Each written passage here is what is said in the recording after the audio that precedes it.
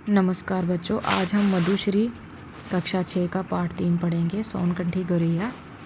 इस पाठ को पढ़ते हुए आप समझेंगे कि सामान्य लोगों के जीवन में घटने वाली सामान्य घटनाओं में से कोई भी एक घटना कैसे विशेष बन जाती है।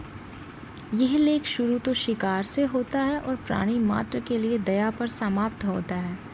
एक निशानेबाज बालक की ज़िंदगी की दिशा एकदम ही कैसे बदल जाती है, आइए जानें इसके बारे में। सबसे पहले पाठ का सारांश। यह पाठ पक्षी प्रेमी सलीम अली के जीवन से जुड़ी एक घटना पर आधारित है, जिसने उसके अंदर पक्षी प्रेम और पक्षियों से जुड़ी जानकारी के प्रति जिज्ञासा उत्पन्न की। सलीम अली अपने मामा द्वारा दी गई गन से एक चिड़िया का शिकार करता है और पाता है कि जिस चिड़िया का उसने शिकार किया है वह कोई मामूली चिड़िया नहीं है। वह बॉम्बे नेचुरल हिस्ट्री सोसाइटी जाता है और वहाँ उसे पता चलता है कि यह सोनकंठी गौरैया है, जो अब संख्या में बहुत कम रह गई है।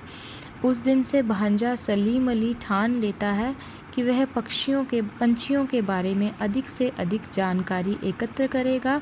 इस प्रकार यह घटना सलीम अली को पक्षी प्रेमी बना देती है। आप पाठ पढ़ लीजिए अच्छे से, ध्यान से पूरा पाठ पढ़िए। पाठ पढ़ने के बाद आप प्रश्न उत्तर पर ध्यान दीजिए थोड़ा। यहाँ पे मैं आपको कुछ कठिन शब्द बता रही हूँ। शिकारी, शिकार करने वाला। निशानची, निशाना लगाने वाला। सटीक, सही। यारी, दोस्ती। मुकाबला, प्रतियोगिता। माहिर, कुशल, निपुण, चतुर। चिड़ी मारी, चिड़ियों का शिकार। मुंडेर, छत के चारों ओर उठी हुई दीवार। चस्का, शौक। पशोपेश, दुविधा में। दुर्लभ, कठिनाई से प्राप्त होने वाला। झड़ी लगना, लगातार होना। कौतूहल, जिज्ञासा। संरक्षण, सुरक्षा देना। अध्ययन, किसी विषय पर गहराई से ज्ञान प्राप्त करना, अनूठा, अनोखा। शोध, अनुसंधान। रत्ती भर, जरा सा। जीवनी, जीवन की कथा। तो चलिए अब प्रश्नोत्तर पर देखते हैं। सबसे पहले मौखिक प्रश्न। मामा ने भांजे को क्या खरीद कर दिया? मामा ने भांजे को एक गन खरीद कर दी। निशाना साधने के लिए किन किन चीज़ों का प्रयोग किया जाता था? निशाना साधने के लिए पत्थर और गुलेल का प्रयोग किया जाता था। शिकारियों के घरों की दीवारों पर किस प्रकार के फ़ोटो टंगे होते थे? शिकारियों के घरों की दीवारों पर शिकार किए गए जानवरों के साथ मूँछों पर ताव देते फ़ोटो टंगे होते थे। तीसरा प्रश्न, शिकार के बाद भांजे को क्या समझ नहीं आ रहा था?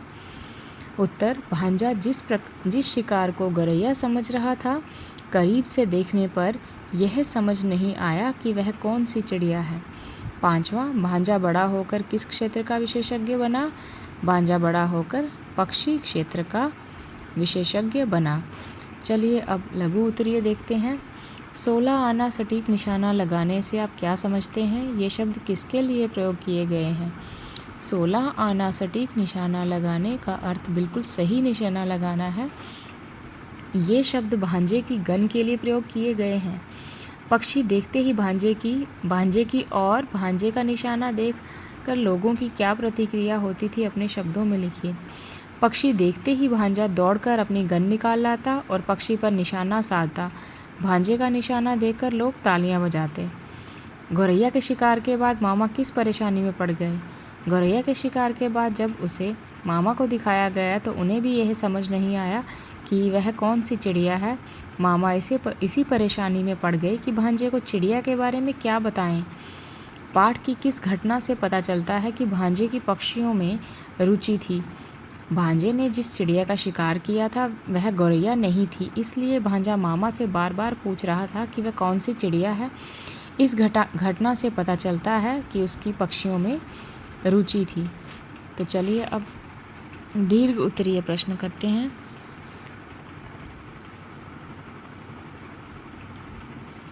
सबसे पहला प्रश्न है, कौन सी घटना ने शिकारी को पक्षी प्रेमी बना दिया? संक्षेप में लिखिए। भांजे ने शिकारी बनकर जिस चिड़िया को मारा था उसके बारे में जानने के लिए जब वह मिल्लार्ड साहब से मिला तो उसे पता चला कि लोग चिड़ियों के बारे में अध्ययन करते हैं, उसका संरक्षण करते हैं, जबकि वह उन्हें मारने का काम करता है। इस घटना ने शिकारी भांजे को पक्षी प्रेमी बना दिया। भांजे को शिकारी बनाने के पीछे किसका हाथ था, कैसे? उत्तर, भांजे को शिकारी बनाने के पीछे उसके मामा का हाथ था। मामा खुद एक शिकारी थे। उन्होंने छोटी उम्र में भांजे को गन खरीद कर दी और उसे शिकारी बनने के लिए प्रेरित किया। भांजे को शिकारी बनाने में उन लोगों का भी हाथ था जो उसका निशाना देखकर तालियां बजाते थे। तीसरा प्रश्न, लोग चिड़ियों के संरक्षण के बारे में सचेत हैं, लेकिन मैं तो सिर्फ चिड़ी मार हूँ। यह कहते समय भांजे के मन में क्या भाव आ रहे होंगे? उत्तर, लोग चिड़ियों के संरक्षण के बारे में सचेत हैं, लेकिन मैं तो सिर्फ चिड़ी मार हूँ। ये कहते समय भांजे के मन में पश्चाताप के भाव आ रहे होंगे। वह सोच रहा होगा कि बेगुनाह पक्षियों को मारकर उसने अपराध किया है। अपने शौक के लिए किसी का जीवन समाप्त कर देना उचित नहीं है। चौथा, संगति अपना प्रभाव मनुष्य पर डालती है। क्या आप इस कथन से सहमत हैं? पाठ को आधार बनाकर स्पष्ट कीजिए। मनुष्य पर संगति का प्रभाव अवश्य पड़ता है। हम अपने आसपास के माहौल से वही बातें सीखते हैं जिन्हें देखने सुनने का हमें मौका मिलता है। जिस प्रकार शिकारी मामा से भांजे को शिकार करने की प्रेरणा मिली, उसी प्रकार सब अपनी संगति से प्रभावित होकर नई नई बातें सीखते हैं। पांचवा, भांजा बड़ा होकर किस नाम से जाना गया? शिकारी से संरक्षक बनने तक की जीवन यात्रा का वर्णन अपने शब्दों में कीजिए। भांजा बड़ा होकर सलीम अली के नाम से जाना गया। बचपन में शिकारी मामा से प्रभावित होकर वह शिकारी बन गया था, परंतु एक चिड़िया को मारकर उसे पश्चाताप हुआ। उसे पता चला कि लोग पक्षियों को बचाने के लिए बहुत काम करते हैं। उसके मन में भी पंछियों की मदद करने का भाव जागा और वह शिकारी से संरक्षक बन गया। तो इस प्रकार आपके प्रश्न उत्तर हो चुके हैं बच्चों। इसके आगे का व्याकरण भाग आप स्वयं कीजिए, अभ्यास कीजिए। चलिए मिलते हैं अगली वीडियो में। आपको वीडियो कैसी लगी ज़रूर बताइए। चैनल को लाइक, शेयर और सब्सक्राइब कीजिए। धन्यवाद।